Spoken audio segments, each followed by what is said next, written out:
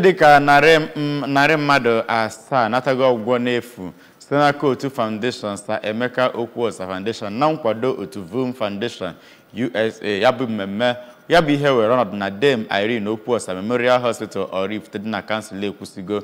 otu ndị dibịa bekee ma ndị mba ofesi ma ndị Naịjirịa bụ ndị wara ọtụtụ ụmụaka na ndị okenye obi ha gasị n'ebe ahụ ma lụọ ya nke ọma. Ọgọchukwu wara anụ ka akọdalugo akụkọ a n'isi.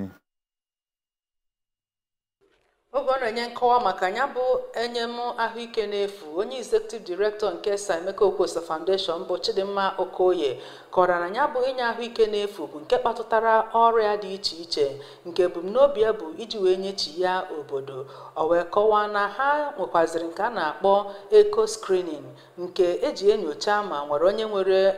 nsogbu na obi, nke bụ na enwe nchọpụta usoro na ndị ga-erite erere na ya bụ inye ahụike efu nke ha ga-eme n'afọ 2024, ebe onye executive director nke VUM Foundation bụ Shandaya Paulian kọwara na VUM Foundation USA bụ nke nwere ebumnobi abụọ: ịkụziri ya na ịgbaziri ndị dọkịnta ha na-alụ ọrụ na Naịjirịa iji wee nyere ha aka wee na-alụ ọrụ ọfụma. Ọ kwara na enwere nnọọ akatamkpo akụrụngwa eji arụ ọrụ na ya bụ n'ọgwụ,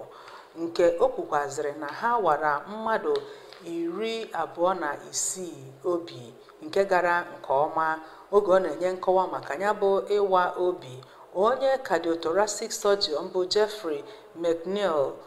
onye sokwazi na otu board of directors nke VUM Foundation USA, kọwara nnọọ na n'ọtụtụ ọya gbasara obi ha nebara anya bụ nke chere ha nnukwu aka mgba nke nwekwazi ike imetụta ndụ mmadụ, mana kwuo na ha mere ya ọga nke ọma. Ụfọdụ ndị dọkịnta wepụtara onwe ha na ya bụ inye ahụike n'efu dịka Dr. Kelechi Ahamba, onye general practitioner na Dame Irene Okwuosa Memorial Hospital, kọwara nnọọ na achọpụtara ọtụtụ ọrịa nke ihe kpatara ya bụ ihe isi ike, wee dụkwazịa ndị mmadụ ọdụ ndị ọrịa ha siri ike ka ha bụrụ ndị ga na-abịa na ụlọ ọgwụ ka e wee na-elebara ha anya. Onye family medicine physician sitere na VUM Foundation Dr. Jessica Ohaju, onye kọwapụtara ọrịa niile ha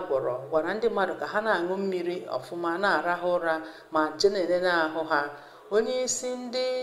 nọọsis nke Dame Irene Okwuosa Memorial Hospital, Oriakụ Faustina Njoku, kọwara na ha tinyere nke a na-akpọ electrocardiograph ECG n'efu, nke o kwuru na ọ na-agara oke ọnụ mana ha mere ya n'efu, ya na inebanye anya na nsogbu anya ma nyekwazịa ọgwụgwọ n'efu. Onye head media na communications nke ya bụ foundation na ụlọ ọgwụ Ebiwere Uwagwe kọwara na ya bụ foundation bụ nnọọ n'obi inyere ndị mmadụ aka na agụmakwụkwọ ya na ime ka ndị mmadụ nweta ihe ha na-eji enyere ndụ aka. Otu onye na-abụghị onye dọkịnta ahụike bụ Maazị Bayo Ajimotokin sotere ya bụ ndị dọkịta wepụtara onwe ha wee si mba Amerịka wee bịa, kọwara na ya nụrụ nnọọ maka ya bụ ahụike a na-enye n'efu. O wee kwuo na ya ga-esonye ka o wee bịa nyere ndị mmadụ aka. O wee yọọ ndị na Naịjirịa ndị nwere ihe ka ha nye aka na-enyere ndị mmadụ aka. Otu onye nwere onunu n'obi nke agwọrọ n'oge anwa, Uchenna Ezeobi, kọwara nnọọ akụrụngwa na etu esi neta ya anya na ya bụ ụlọọgwụ ka ihe eji ama atụ,